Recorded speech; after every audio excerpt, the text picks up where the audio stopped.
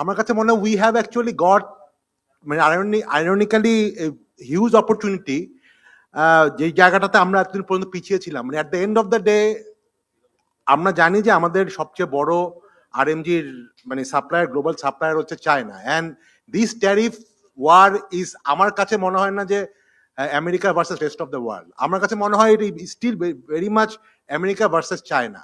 So that actually opens up lot of new opportunities for us. কিন্তু আমরা সবাই যদি একটু প্যানিকিং মোডে থাকি, এটা আমার কাছে বেসিক্যালি কনটেক্সটটা আমার কাছে মনে হয় একটু, কারণ at the end of the day আমাদের কিন্তু আসলে ইউএস মার্কেটে we have discuss only 20% of our RMG is in US. অতএব আমাদের যে খুব বেশি হারানোর কিছু আছে তা কিন্তু না।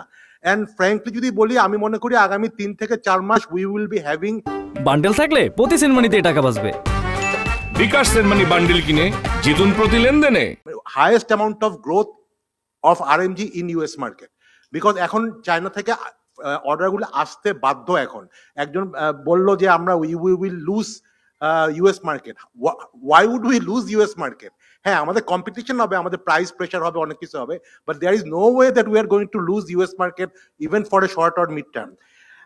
বাট শর্ট টার্মে যেটা আছে আমাদের, আমি আমার বক্তব্য শুধু একটু শর্ট টার্ম এবং একটু লং অ্যান্ড মিডিয়াম টার্ম পার্সপেক্টিভে বলি।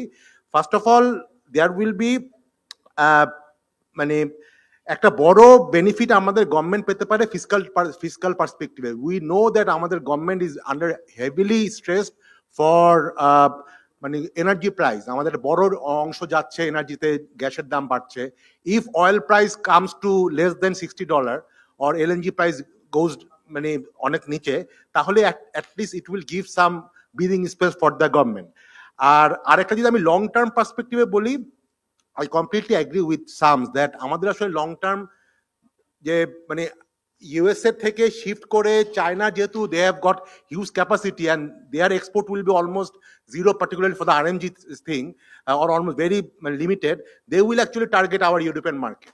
সেখানে তারা প্রোডাক্ট কতটুক দাম করবে, সেই জায়গাটাতে আমরা কিভাবে করতে পারি, that is more important. But এখানে আরেকটা জিনিস কিন্তু ইম্পর্টেন্ট, সবাই বলছে যে there will be a global recession. Interestingly আপনারা যদি দেখেন ফিনান্সিয়াল ক্রাইসিসে 2008 থেকে 2010-এ our export, RMG export has actually been has had record growth.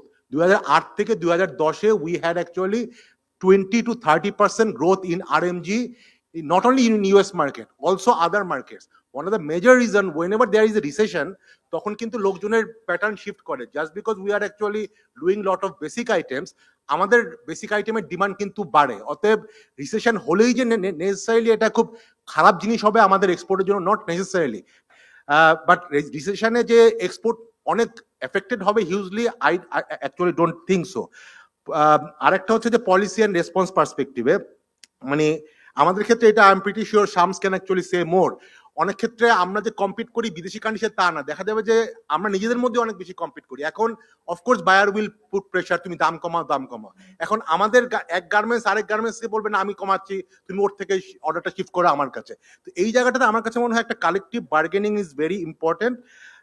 আরেকটা ব্যাপার হচ্ছে আমাদের, and I completely agree with Shams that আমরা বিদেশি ইনভেস্টরদের কাছে of course we have to kind of try to woo them, but আমাদের এন্টারপ্রেনাররা যদি ল্যান্ডের ক্ষেত্রে এগুলির ক্ষেত্রে মানে এত মানে ট্রাবল ফেস করে, তাহলে তো আসলে লোকাল ইনভেস্টমেন্ট উইল কাম। এখনই কিন্তু গত 2-3 সপ্তাহ I know few of the investors who are actually looking for যে বাংলাদেশে কিভাবে ফ্যাক্টরি করা যায়। কিন্তু আমরা তো জানি যে আমাদের ফ্যাক্টরি ডিসিশন নিলেও 1-2 বছর লাগবে।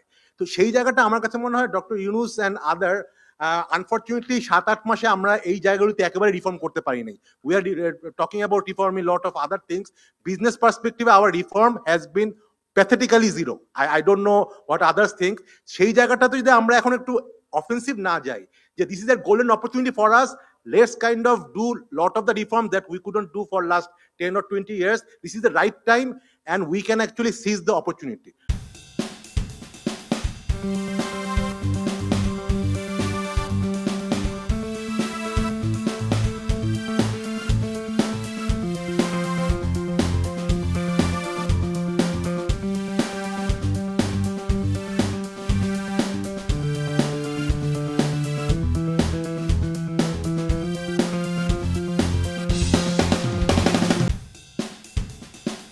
করুন।